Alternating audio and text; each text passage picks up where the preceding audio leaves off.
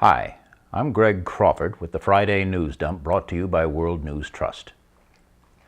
I despise racists. They are, without exception, mean, stupid, and deceitful people who are weak of character and contribute absolutely nothing of value to the gene pool. 2 weeks ago, George Zimmerman was acquitted of all charges related to his undisputed killing of a 17-year-old black youngster named Trayvon Martin. Zimmerman, an overzealous cop wannabe, stalked the Martin boy because he looked suspicious. A police dispatcher instructed Zimmerman not to follow the young man. But in Florida, being black after dark is always suspicious.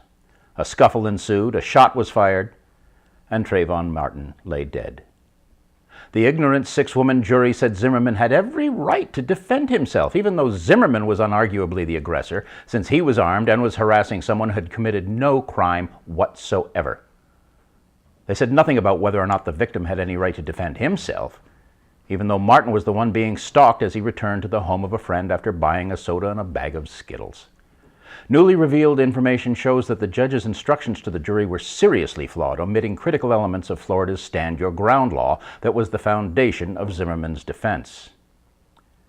It was common knowledge that the state really didn't want to bring this case to trial in the first place. And they sure as hell didn't want anyone messing with their precious murder all the black men you want law.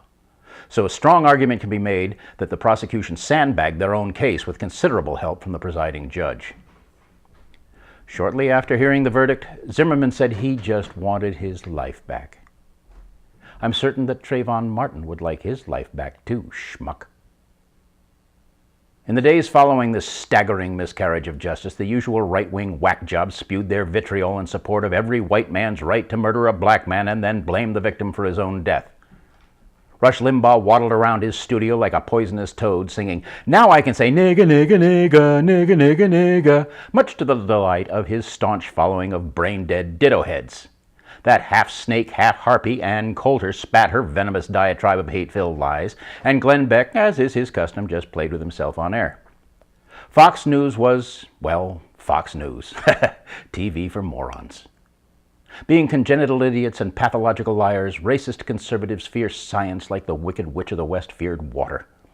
They run from facts as though they were fleeing a horde of brain-eating zombies. Oh, poor zombies, no supper for you. Racists don't got no brains. A few years ago, when subjected to a bigot's repugnant ravings, I calmly pointed out that every white person on Earth would still be black had our ancient ancestors not migrated north out of Africa around 100,000 years ago, give or take a millennium or two. I explained that our skin gradually became lighter in order to absorb sufficient vitamin D from sunlight, since there was less sunlight available in northern latitudes. This rock-hard and irrefutable fact met with a furious derision, and a largely unintelligible lecture involving the Lord God, Canaanites, and the fact that the Earth is only 6,000 years old. I very politely allowed that she was entitled to her own opinion, but not to her own facts, and that religion had nothing whatsoever to do with the subject at hand. A volcanic eruption of hellfire and brimstone brought the conversation to an end. Never to try to reason with the devout. It is an exercise in futility. It is sad that bigots see nothing wrong with twisting and perverting religion to justify their racism. And it is equally sad that religion provides so many opportunities for them to do so. I don't have much use for religion, but I don't begrudge those that feel the need for it, until they try to impose their beliefs on me. Such ill-considered action is guaranteed to elicit a very hostile response. But expecting zealots to refrain from imposing their will on people is like expecting them to refrain from breathing. Their craving for dominion over the lives of others is the reason for their existence, and they will employ any device, no matter how despicable, in order to achieve that power.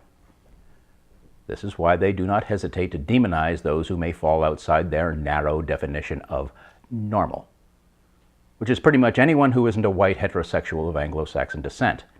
And if the bigoted zealot is a male, then that subset of demons is expanded to include women as well, with particular focus on their reproductive rights. So if you're a black lesbian, you might want to give wide berth to religious fundamentalists. Right-wing political vermin from the Supreme Court on down have lately begun to screech that racism is over, so stop talking about it. In their fevered minds, denying the existence of racism means that no one can call them racist, no matter how grotesquely bigoted their words and actions may be. I doubt that racism can ever be completely eradicated unless we first eradicate stupidity and malice, and that ain't going to happen anytime soon. But at least we can force the racists to keep a lid on their prejudices by shaming them with a zero-tolerance policy towards any overt expression of their bigotry. And we can enlighten our children and theirs through education. There has been progress, but we still have a long way to go. We'd better get started.